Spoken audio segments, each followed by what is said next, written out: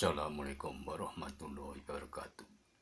Lana Yuda Channel mempersembahkan cerita silat serial Gatra Bumi bab 3 episode yang ke-6. Selamat mendengarkan. Pada waktu itu, lawan-lawan Roro Wahyudi untuk memecahkan dan untuk membingungkan Roro Wahyudi, maka mereka telah menyerangnya dari dua arah. Namun ternyata mereka kurang berhasil karena Roro Wahyudi mampu menempatkan dirinya. Kemudian Roro Wahyudi pun telah mengimbangi kemampuan lawannya dengan langkah-langkah yang panjang. Dengan cepat ia pun melompat untuk menempatkan diri pada posisi yang lepas dari garis serangan lawannya. Bahkan tiba-tiba saja ia yang kemudian meloncat menyerang, sehingga membuat lawannya terkejut karena serangan yang tidak terduga itu. Di mana perempuan ini mendapatkan ilmu iblis? Geram salah seorang dari salah yang berwajah kasar. Roro Wahyudi yang juga mendengarnya menjawab, "Aku tidak pernah mempelajari ilmu apapun, namun karena kalian menempuh garis hidup yang salah, maka ada sajalah yang membantuku untuk memberi pelajaran kepada kalian." Persetan dengan tahayul itu, geram orang yang tinggi besar. Kekuatan ilmu kanuragan akan menyelesaikan semua masalah. Kau pun akan segera kehilangan nyawamu dengan perut terbelah. Namun Roro Wahyudi tidak menjawab. Ia telah memusatkan perhatiannya kepada serangan lawannya. Ketika orang itu kemudian berputaran, senjata mereka telah terayun menghantam dan pepohonan. Gerumbul-gerumbul perdu di pinggir jalan padukan itu bagaikan terbakar bersih. Sementara senjata pedang besar dan bergerigi kasar itu telah mematahkan pepohonan di area perkelahian tersebut.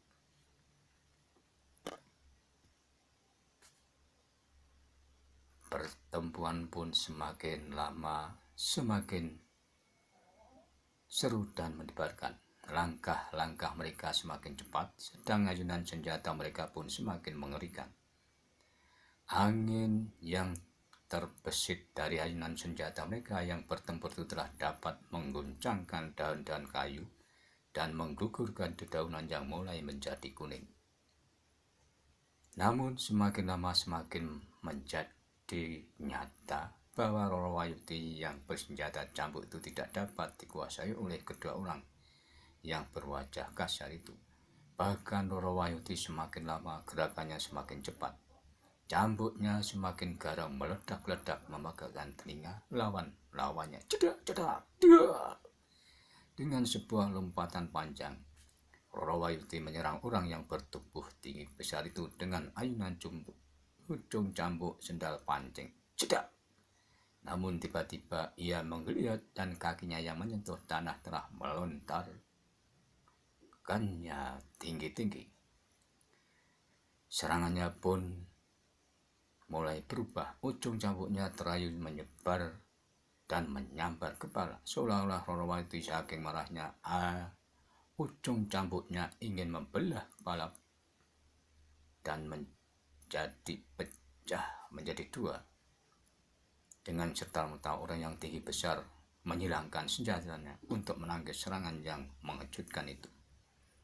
Sambil bergeser setapak ia memiringkan kepalanya dan sebuah benturan terjadi.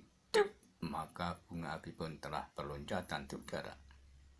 Kedua lawannya sampai bingung. Senjata lawannya terbuat dari bahan apa sampai berbenturan mampu menimbulkan bunga api. Kedua senjata di tangan dua orang yang berilmu tinggi itu bergetar. Ternyata tangan mereka bagaikan tersayat. Senjatanya hampir saja terlepas dari tangannya yang bagaikan terkelupas. Dengan loncatan panjang orang itu menjauhi lawannya untuk memperbaiki keadaannya. Namun Roro Wahyudi agaknya menyadari bahwa keadaan lawannya itu semakin lemah. Oleh karena itu, ia pun tidak mau melepaskannya kenyataan itu dan kesempatan itu.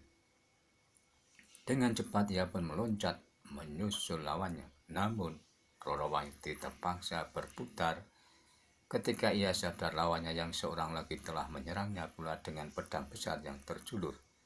Ternyata bahwa lawannya itu pun mampu bergerak cepat dan langsung memotong serangannya. Roro Wahyudi berputar. Selangkah ia bergeser sehingga pedang lawannya terjulur sejangkar dari lambungnya. Dengan cepat Roro Wahyudi memperhitungkan keadaan. Ia sedang dan sengaja melepaskan lawannya yang bertubuh tinggi besar itu. Kini ia melihat pedang terjulur lurus.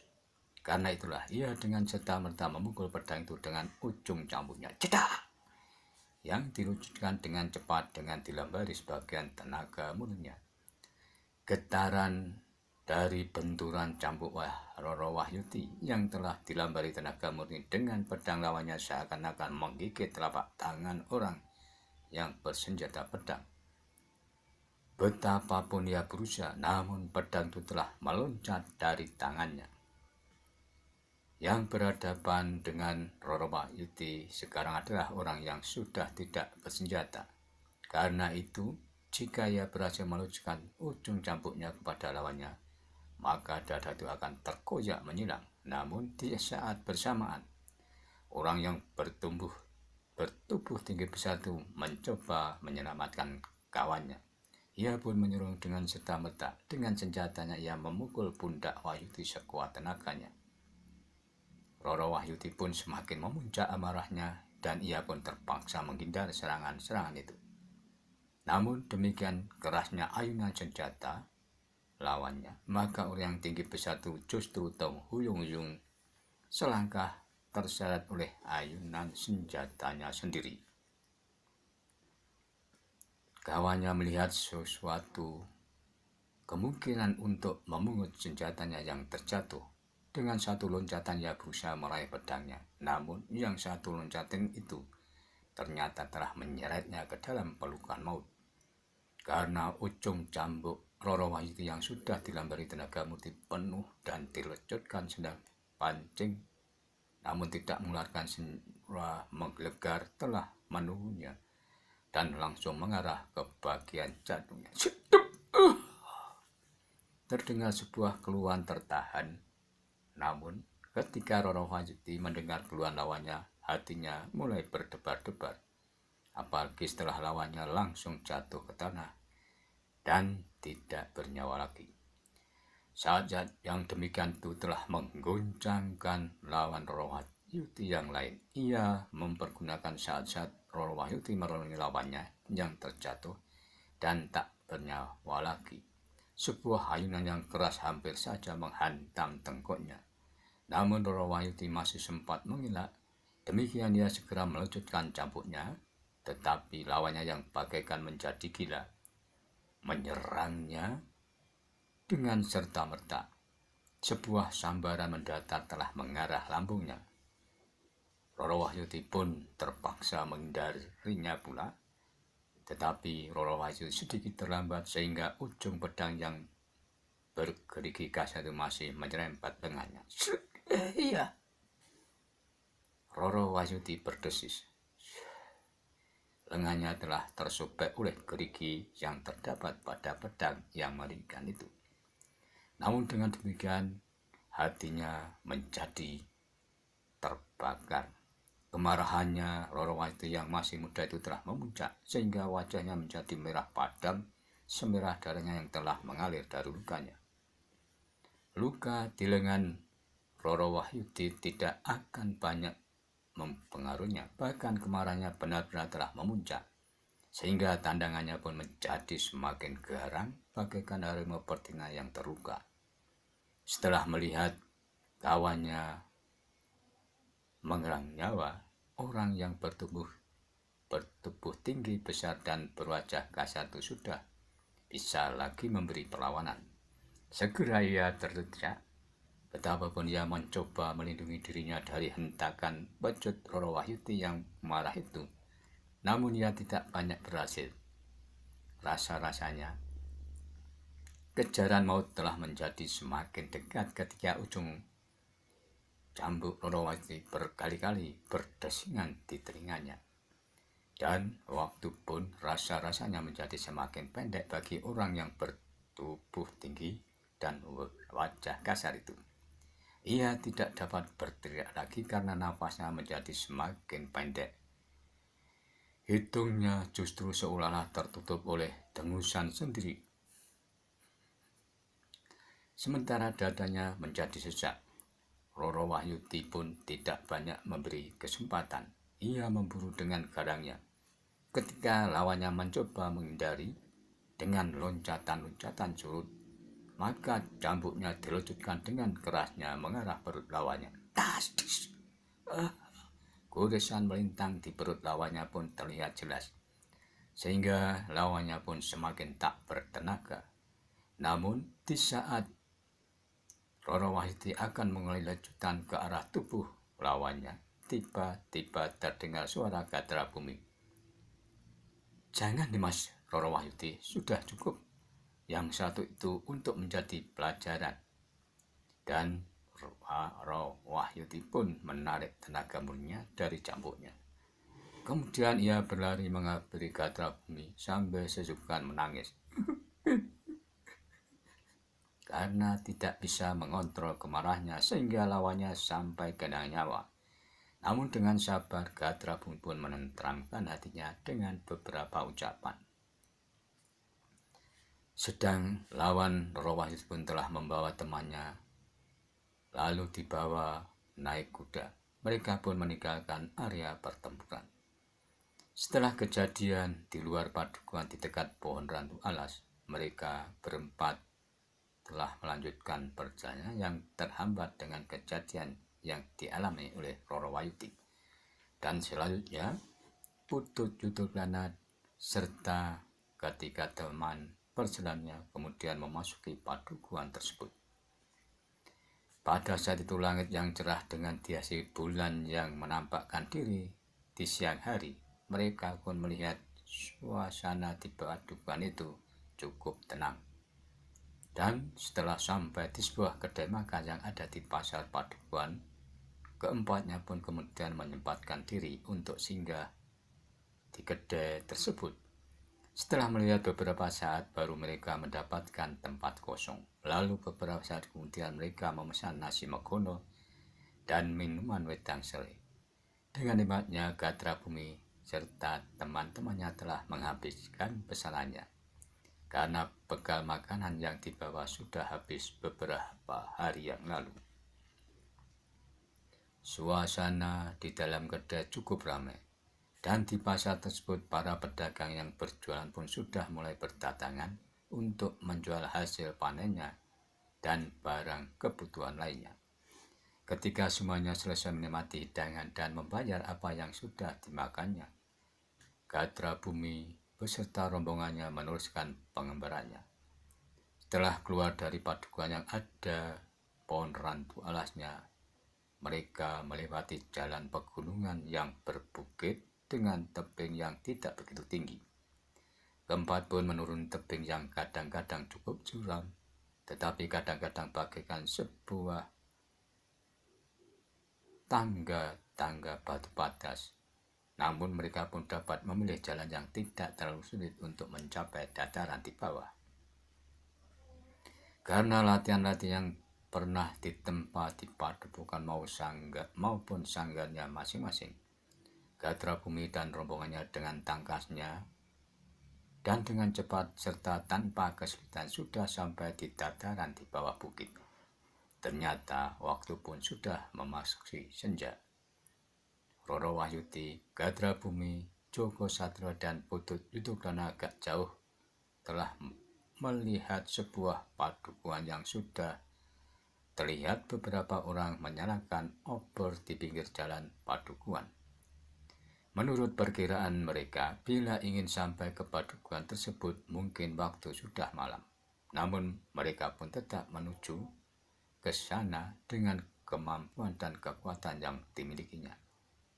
Keempat pemuda tersebut kekuatan maupun kemampuannya sudah melampaui kekuatan orang kebanyakan, sehingga beberapa saat setelah melewati gerumbulan perdu, mereka agaknya segera sampai ke padukuhan itu. Namun sebelum sampai ke padukuhan yang dituju, mereka mendengar suara kentongan dan beberapa obor yang dibawa penghuni padukuhan tersebut sambil memanggil-manggil nama Panut. Bahkan ada yang membawa eblek sambil ditabuh, sehingga suaranya menjadi ramai. Dan ternyata orang-orang padukan tersebut mencari salah seorang warganya yang hilang di bawah barang halus. Suaranya ribut sekali, Kakang. Tiba-tiba Gatra Bumi berkata kepada Putut Yuduklana, "Benar, Dimas, mereka kelihatannya mencari orang hilang dengan memukul beberapa alat hingga terdengar sampai di sini. Dan supaya tidak menjadi salah paham dengan penghuni-penghuni padukuhan, lebih baik kita mencari tempat untuk bersembunyi dahulu sambil melihat situasi yang mungkin akan terjadi." Lanjut Putut Yuduklana memberi arahan, dan mereka pun setuju, sehingga keempat pemuda tersebut telah bersembunyi di antara gerumbulan pohon perdu yang masih banyak di luar padukuhan itu. Dan saat tak berselang lama, mereka melihat beberapa buah obor muncul dari padukuhan. Mereka melalui jalan bulak yang semakin lama semakin dekat dengan pohon trembesi yang besar dan berdaun lebat. Ternyata Gatra Bumi dan rombongannya tidak sendiri. Di seberang gerumbulan lain ada beberapa orang yang sedang mengamati pergerakan orang padukuhan tersebut. Dan salah seorang dari mereka berkata, "Aku akan menyalakan api berwarna biru agar mereka tertarik dan datang kemari."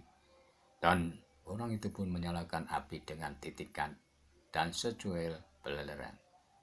Api yang berwarna kebiru-biruan telah menyala. Dengan menggerak-gerakkan api yang kebiru-biruan, maka orang tadi mengharap api itu akan menarik perhatian orang padukuhan. Mereka akan mengira api ini sejenis hantu api yang mengitari pohon trembesi. Dan temannya yang mendengar ucapan orang tadi menahan tawanya. "Apakah mereka tidak menjadi takut untuk mendekati Kirawit?"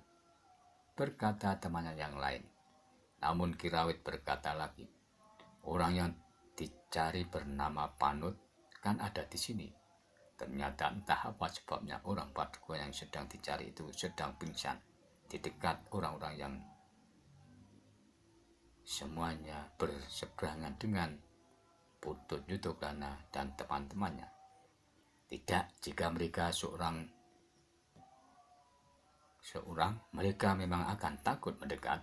Namun bersama-sama mereka akan merupakan sekelompok pemberani yang justru akan datang untuk melihat apakah yang terdapat di pohon trembesi ini. Apa yang diperkirakan orang yang bernama Ki Pawit itu benar. Ternyata beberapa orang yang berjalan di bulak itu benar-benar melihat seperti api berwarna kebiru-biruan. Api yang seolah-olah terbang berputaran mengelilingi pohon trembesi, karena Ki Pawit memang membawa api di atas sebuah kulit yang kering dan mengelilingi pohon trembesi itu.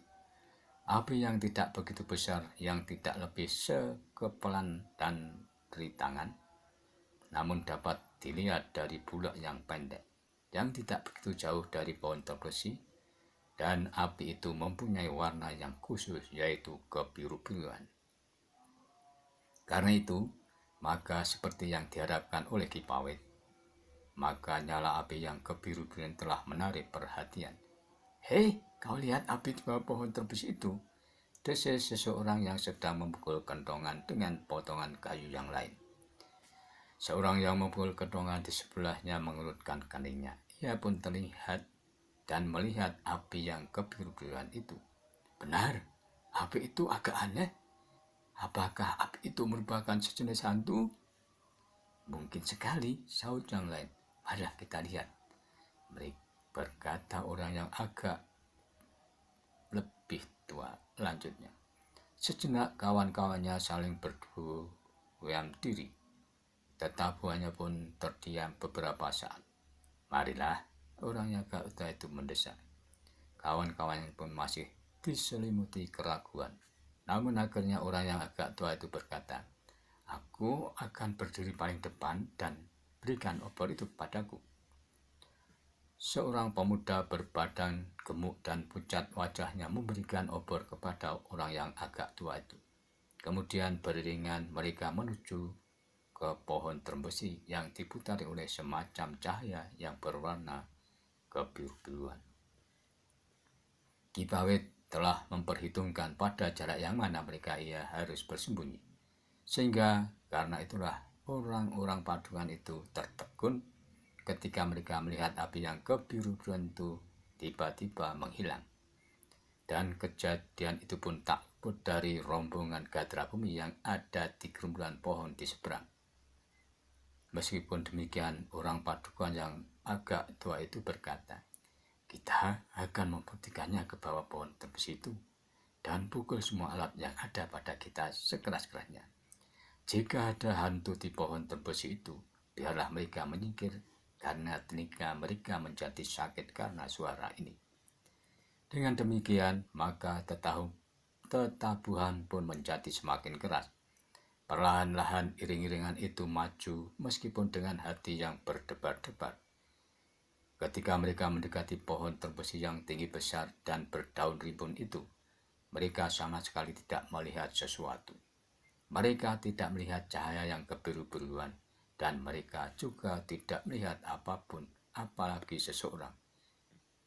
"Tidak ada apa-apa di seseorang." "Ya benar, tidak ada," sahut yang lainnya. Namun orang yang agak tua itu berkata, "Kita akan mencari di sekeliling pohon terbesi ini dan bunyikan tetabuhan itu sekeras-kerasnya sekali lagi." Mereka pun telah membunyikannya. Bunyinya benar-benar memekakkan telinga, sehingga jika mereka berbicara di antara sesama mereka, maka mereka pun harus berteriak sekeras-kerasnya pula. Tiba-tiba pada waktu itu, salah seorang dari mereka menjerit, Suaranya melengking tinggi mengatasi suara tetabuhan yang hiruk-pikuk. "Ada apa?" bertanya seorang kawanan yang berbadan gemuk, namun wajahnya kepucat-pucatan. "Ya, ada apa?" desik yang lain. Orang itu pun menjadi gagap sambil menunjuk sebuah gerombolan di tepi jalan di bawah pohon terbesi itu. Ia berkata, itu lihat. Semua orang berpaling ke arah gerombolan yang ditunjuk. Mereka pun terperanjat ketika mereka melihat dua batang kaki yang terjulur dari gerombolan. Belum lagi jantung mereka mereda, mereka telah dikejutkan lagi oleh suara yang mengerikan yang mendirikan bulu tengkuk mereka. Suara itu seperti suara hantu yang menakutkan. Suara tertawa yang bagaikan menghentak-hentak jantung setiap orang yang berada di bawah pohon terbesi itu. "Itu adalah suara iblis betina," berkata setiap orang di dalam hati mereka masing-masing. Suara itu terdengar semakin keras dan suara itu bahkan meretakkan dada mereka. Kemudian setiap orang telah melepaskan benda-benda yang ada di tangannya. Lalu mereka menutupi telinga dengan kedua telapak tangan. Bahkan ada yang tidak berdaya dan duduk dengan lemasnya. Dan tiba-tiba terdengar suara yang tidak jelas sumbernya. "Aku kembalikan panut kepada kalian, orang-orang Paduka yang tunggu. Aku tidak memerlukan anak yang bodoh dan penakut itu. Ambillah, aku kembalikan salah seorang anak ini kepada kalian, orang-orang Paduka. Dan untuk beberapa saat, ia akan tetap tertidur, namun akan bangun pada saatnya. Mungkin untuk sehari dua hari ingatannya belum pulih, tetapi itu bukan salahnya." Orang-orang di bawah pohon tembus itu menjadi gemetar. Ambillah, aku akan pergi." Terdengar suara itu melanjutkan, disusul oleh suara tertawa berkepanjang. Semakin lama semakin jauh dan akhirnya hilang ditelan desok angin malam yang semakin dingin. Beberapa saat lamanya orang-orang padukan itu masih dicekam ketakutan. Namun orang yang agak tua dan menggenggam obor di tangan itu berkata, "Anak itu sudah diserahkan oleh hantu penunggu pohon besi. Marilah kita mengambilnya. Kita tidak bersalah dan kita tidak akan dikutuknya, karena yang terjadi adalah oleh kehendakan hantu penunggu pohon besi itu sendiri." Namun beberapa orang masih ragu-ragu, dan akhirnya mereka pun mendekati kerumunan di bawah pohon besi itu. Mereka masih melihat 2 batang kaki yang terjulur. Itu tentu Panut, berkata orang yang agak tua tersebut. Beberapa orang memandangnya dengan termenung-menung. Demikianlah episode dari serial Gata Bumi bab 3. Nantikanlah episode selanjutnya. Terima kasih, sampai jumpa.